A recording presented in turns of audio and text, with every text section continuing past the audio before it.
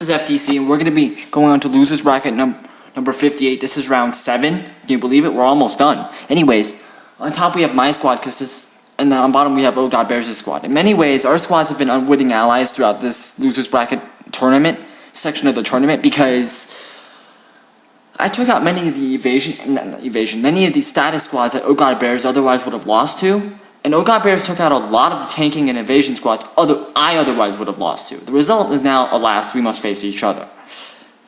On top we have my squad, which consists of Keech the Ninja. He's there mostly to be an item bot and also to attack up close. Charlie the Monk, who's there mostly as a support unit, but he can also attack if needed. 12 the Geomancer, who's mostly a support unit, and Isol the Samurai, who's mostly there for damage. Then we have OhGodBears' squad, which consists of Teddy the Ninja, who's mostly here to throw something, survive from damage split, and essentially be an early sacrifice who does more damage than he has in HP. Grizzly the Knight, who's there to bring back his squad if needed and collect speed points. Koala the Wizard, who's the superstar of the team, she's fairly tanky because of MP Switch. Well, not fairly tanky, but she's tankier than she looks because of MP Switch. She deals a good amount from draw out. She also can heal for the most any unit in this team with draw out.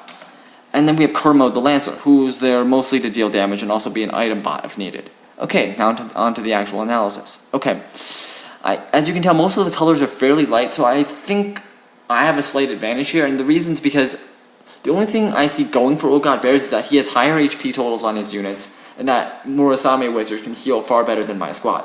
So the HP advantage goes to him. In terms of damage, technically the advantage is slight for OhGodBears, but there's one in terms of if you just look at damage output, because that wizard has best compat with my monk, meaning she won't be getting many hits. Which means that my monk will be getting hits first. Which means that my monk won't be able to tank against her hits. And to be honest, 252 damage off Kiku against my squad is at least 2/3 the HP of most of my squad members. So nobody's going to be able to tank against that wizard. However, that wizard doesn't really, that wizard's in the one-hit KO range of all of my units except except 12. So that wizard can't last more than 2 hits against any of my squad. That's not a healthy sign, because if she goes down early, all that extra damage, all that damage capacity is going to go to waste. As we've seen, this has been a key detriment for OhGodBears in virtually all of his matches. Then there's that Lancer. That Lancer can pull one-hit KOs against 3 members of my squad from his Holy Lance. No, sorry, not one-hit KOs. 1-hit KOs against 2 members of my squad, the Geomancer and Isol, the Samurai. And Isol the Samurai is because of best compat. However, best compat means that Isol can pull one-hit KOs against both the Ninja and the Lancer on OhGodBears' squad, but the Ninja can't follow up and do the same thing to Isol.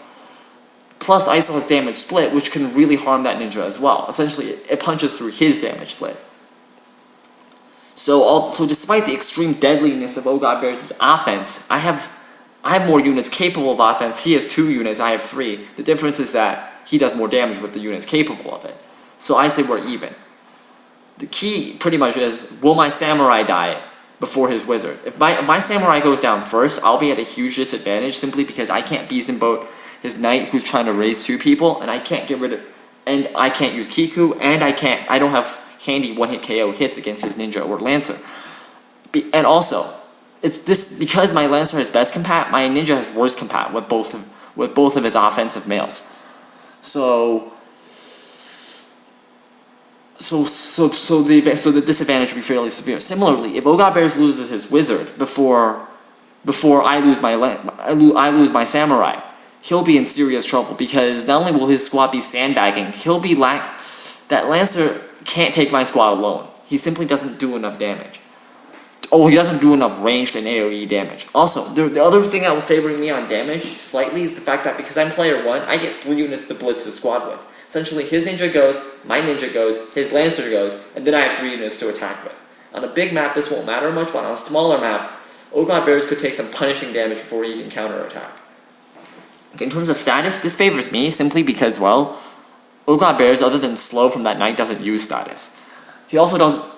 And the status that he should be wary of isn't haste, because my monk isn't really that good at hitting his squad mates correctly due to poor synchronization on my part. but don't act. If my Geomancer pulls off don't act, or if that Samurai pulls off don't act paralyzed from Oracle skill set, as we've seen in the match against Otobo, that is crippling for OhGodBears' squad because of not only poor movement synchronization, but fairly high faith on a good number of his units. In terms of luck, well, OhGodBears doesn't really use a luck strategy, unless you want to call a lucky raise 2 going off. That was supposed to be 69% luck. That's more like negative luck. While my squad has a lot more lucky components like a 60% don't act going off, or say Geomancy coming off at 19%. So I'd argue OhGodBears doesn't use a luck strategy, I do. So there's really not much to say there. Synchronization, again, I've already said this a lot of times, and OhGodBears is getting tired of hearing it, so I won't say it again. Well, I think I might have to, but it's essentially the 6-6-3-3 movement against my squad's 6-6-5-5. And it's only going to be a problem because I built my squad specifically to stay together, and my squad has the damage capacity to exploit it. That's going to be a problem for OhGodBears. In some of his early squads, 6-6-3-3 wasn't bad when nobody could take down his Lancer or Ninja. I think that's going to be different this time, though. In terms of AI, well, there's the fact that he has that Knight with Raise 2, 6 CTR, against a squad that can use Bees in Boat. That could become problematic. Similarly, that Ninja has no means of healing himself, which means if he's ever critical and runs off somewhere, it'll take a while for him to reactivate himself. And with that, let's start the actual match. The first battle is going to be memory serves, this is the one that nobody wanted to do in 1.3 because, yeah, it's this one. Again, my squad's in the green and OhGodBears is in the red. It's a fairly large map, and the units start fairly separated, so not many squads are going to be able to do much to each other. And Charlie starts off with a hit, but I don't think he's going to hit anyone but himself due to poor unit placement. Okay. And haste resolves, but only on himself. Okay, so the ninja, so OhGodBears' ninja gets first strike, but because he pulled a critical, he doesn't get to actually kill ISIL. Oh, and he's damaged, and he's death sentenced. I don't think that's a good idea, considering how much damage he can deal to ISIL. But ISIL will take a re-raise, so she'll last a bit longer. And a Murasame, but this also heals the enemy ninja. I'm not sure why. Oh, right, but it's also to get Keech into haste range. So not too many complaints there. And the ninja goes for ISIL again, which is going to be a KO. So pretty much, OhGodBears has an early advantage because of that errant death sentence proc. Okay, so the first layer of armor on Koala the Wizard has been removed. Let's see if that can be followed up with. Yes, it is. Earth Flash, one hit KO. Okay, the ninja gets another turn, and he's going to attack my Geomancer for more than half his health. But he gets counter-flooded, but it doesn't matter since he's a ninja. Okay, one more turn and he dies, but he's going to spend that last turn killing somebody for sure. Unless ISIL gets re-raised again. And no, she doesn't. Okay, so one of my units is going to go down thanks to a stupid death sentence proc. However, this means OhGodBears' squad is going to take slower to advance into my lines because that wizard just can't stay up. They're spending all their efforts trying to heal her. Okay, and death sentence goes off. Okay, so unit dead, but now she responds with a Murasame. But that doesn't matter because her HP is too low for it to matter too much. So right now we're seeing that my squad is slightly separated, but it's nothing too serious, while Geomancy's not in range yet. So I have a slight advantage because Death Sentence finally managed to resolve, and my squad managed to out-tank the hits. Ooh, and a Holy Proc. This could kill Keech, which is... No, it doesn't, because of Lancer's craptastic MP. Okay, I mean craptastic MA. So I'm still alive, and Spin Fist should bring down that wizard again. The knight was charging something. I'm not sure what. Holy, I see. For minimal damage. I don't know why he didn't choose Geomancy there, but that doesn't matter. The lance is brought down by ISIL. Okay, so he charges another raise too. This time at 100%. He's going to get mid-charge, but because of defense up, it doesn't mean... Oh, wow, there's another unit coming at him. I think he's finished. Yup, and I win round one, just like that. this is FTC, and let's join me for losers bracket number 58, round 2 between my squad and OhGodBears. This is round 7 of the losers bracket of the AI tournament S5, hosted by FFH. I won round 1 because OhGodBears, because of bad AI movements on part of OhGodBears' Lancer, which delayed his advance into my lines, and also the fact that OhGodBears' Ninja by himself really couldn't one-hit KO anybody. Well, and he was death sentenced. Initially, I thought this would have backfired, but because his squad mates couldn't catch him in time, he essentially turned into 4-on-3. Once his wizard was brought down and the rest of his squad was forced to spend time reviving the wizard, well, it was game over. His knight, despite his defense up, got mid-charged, healing that, trying to bring that wizard back up, by the way. So let's see what happens on map number 23, Belouvre Residence. This is outside the residence and not inside it. So this is why it's a medium-sized map. Okay, I suspect OhGodBears is going to have a slightly better time here just because his Lancer will have more targets to hit. Damage split for all of 46. The Lancer will go in and attack my ninja, but that triggers Dragon Spirit. Okay, so he should be able to survive another Kiku. And wow, a guarded hit twice. That's nothing a carved model can't fix. And his ninja goes down. But 2 of my units are in serious Kiku range. Okay, and that brings down 2 units, I think. No, it brings down neither, but both units are severely hurt. And ISO goes down. Okay, so I think the advantage goes to OhGodBears right now, simply because I have 2 units down, and they're the units I depend on to actually damage the enemy. Okay, never mind. There's a Petrify proc going off on that wizard. So I can probably breathe a bit easier now, but that's probably going to get removed by Esuna. It's just that it'll drain that knight's turn. But he still has that ninja up, which can be problematic, and another Kiku goes off, killing 2 units. Okay. So I have no revivers left. He has 4 members of his squad. This should be over for me on this map. Alright.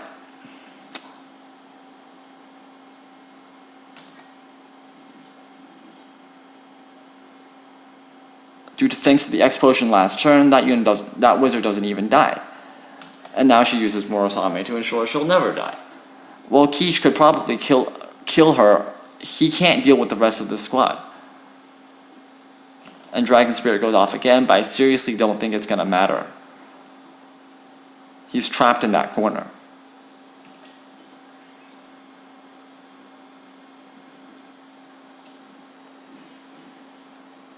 Pretty much, once that wizard moves into range and starts killing people, it'll be over.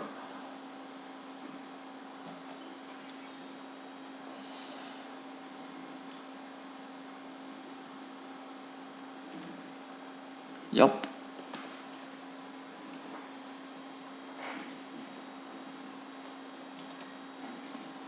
Okay, so congrats OhGodBears, you win round 2. FTC, we're going to be doing losers bracket number 58, round 3, between my squad and OhGodBears. OhGodBears took round 2 because he managed to quickly KO my my samurai and my monk in quick succession, turning a match from that was 4-on-4 into 4-on-2. Essentially took out my heaviest tank users, my heaviest tanks, and the only units on my squad that was able to put a dent into his Lancer and his ninja. Result, my 2 remaining units couldn't hold up and they were obliterated. Let's see what happens on map number 36, Church Outside the Town.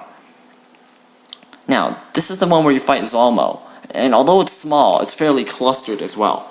This favors the squad whose draw out user goes second. In this case, this should be my opponent.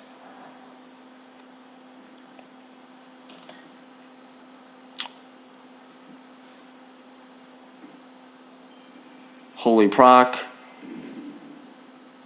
And no Dragon Spirit. But he gets Dragon Spirit now. Okay. But so does the enemy Lancer. So. But the enemy Lancer is don't acted. Okay. So right now it's pretty even actually. Though best compat don't act is going to be scary for my opponent.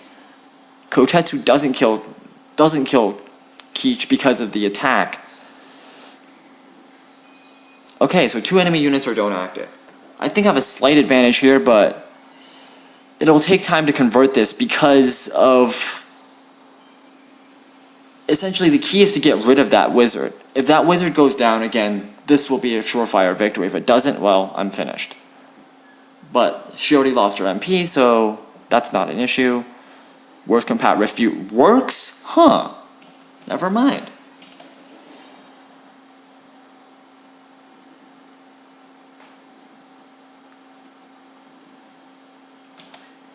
And then the knight takes a 54... The knight's 54% evasion fails, causing him to take a hit. But it's worst compat, so it's... but it's defense up, so not like it matters too much. The 2 don't active units are in a corner doing nothing. And the knight takes more points of speed, but it doesn't matter because that wizard that he just brought up means can't do anything as long as they take damage. And Carved Model does a good deal of damage to both. And then best compat Kiku should drop both of them. Okay, this is 4-on-1 again. I don't think bringing up the wizard makes a difference, simply because for it to matter, that wizard has to be able to KO people. But for that to matter, her turns can't be synchronized against either Keech or Charlie, but that, as you can see, that doesn't happen. And her HP isn't high enough, or she's not evasive enough to tank. Okay. This is just going to turn into a mid-charging scenario that we saw last time. Diminish will finish him, leaving just 1 Lancer left. Worst compat attack, but I don't think it quite matters from here. He's going to bring the ninja back, but the moment Isol gets a turn is the moment both of them die. Damage plate gets rid of the ninja, and when Isol gets a turn, this is going to be over.